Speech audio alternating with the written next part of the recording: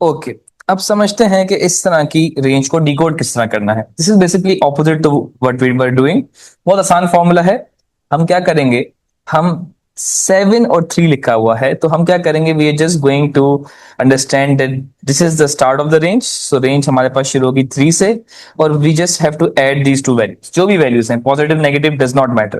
तो 7 + 3 is obviously 10। तो हमारे पास जो अपर बाउंड है, यहाँ बिगर वैल्यू होगी, वो होगी 10। तो थ्री, ये रेंज है 3 से लेकर 10 तक। तो यहाँ पे आउटपुट हो जाएगा 3 से लेकर 10 तक, कोई भी रैंडम वैल्यू डेसिमल के अंदर, इसको राउंड ऑफ नहीं किया हुआ। यहाँ पे देखते हैं रेंज क्या बनेगी। तो ऑब्वियसली यहाँ पे फॉर्मूला आपको पता समझ में आ गया है, स्मॉलर यानी कि 15 से शुरू होगी रेंज, और बस इन दोनों को हमने हमेशा ऐड करना है। 45 + 15 इज 60। तो अब हमारे पास 15 से 60 कोई रैंडम वैल्यू जनरेट हो जाएगी, डेसिमल के अंदर मैं राउंड ऑफ यहाँ पे नहीं किया हुआ। अगेन यहाँ पे हमारे पास स्मॉलर वैल्यू है -25, बिगर वैल्यू के लिए ऐड कर देंगे, तो रेंज गोज टू -25। जब ऐड करेंगे तो ये मेरे पास बन जाएगा 30। तो -25 से 30 तक कोई रैंडम वैल्यू जनरेट हो जाएगी। इधर अगेन हमारे पास स्मॉलर वैल्यू है -70। This is a tricky type of thing.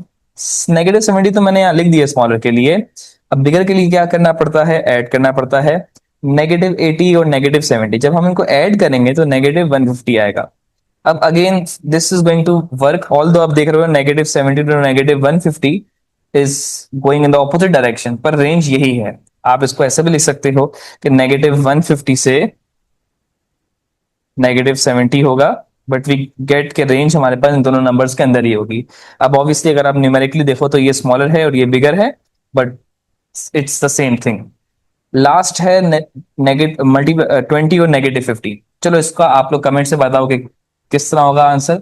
अगर किसी को इसकी लॉजिक समझनी है तो मैं लॉजिक भी अभी क्लियर कर देता हूं, but this will help you solve all of the questions. Logic ये है कि फॉर्मूला था random into R plus S, और आर था bigger value minus smaller value, यानी कि बिगर वैल्यू माइनस एस। तो अगर हम लोग करते हैं बिगर वैल्यू माइनस एस, और ये हमारे पास है आर, और ये हमारे पास है एस, तो मैं बोल सकता हूं R equals bigger minus S, यानी कि आर इज 7। 7 इक्वल्स बिगर, जो कि मुझे पता नहीं है, पर स्मॉलर तो मुझे पता है क्या है, एस है, जो कि ये नंबर होता है हमेशा प्लस वाला। तो प्लस -3 फॉर्मूला के अंदर डाला है, R equals bigger minus smaller, 7 equals bigger -3। तो बिगर क्या बना, बिगर मेरे पास बन गया 10। Hence range goes from S which is 3 smaller to bigger which is 10। ये इसकी लॉजिक है। अगर लॉजिक आपको नहीं समझ में आई है, अभी हम लॉजिक आपको नहीं समझनी, तो no issues, but we know how to solve any of these questions. Range किस तरह निकालेंगे, just add these two values together for the upper bound, and lower bound is always going to be the adding value. Even अगर वो subtract 20 तो it's going to be the subtracting value. So the smaller value is just going to be after the multiplication. I hope this helps. Just comment the answer for this also, and keep following this account for more posts about these type of concepts. Jazakallah.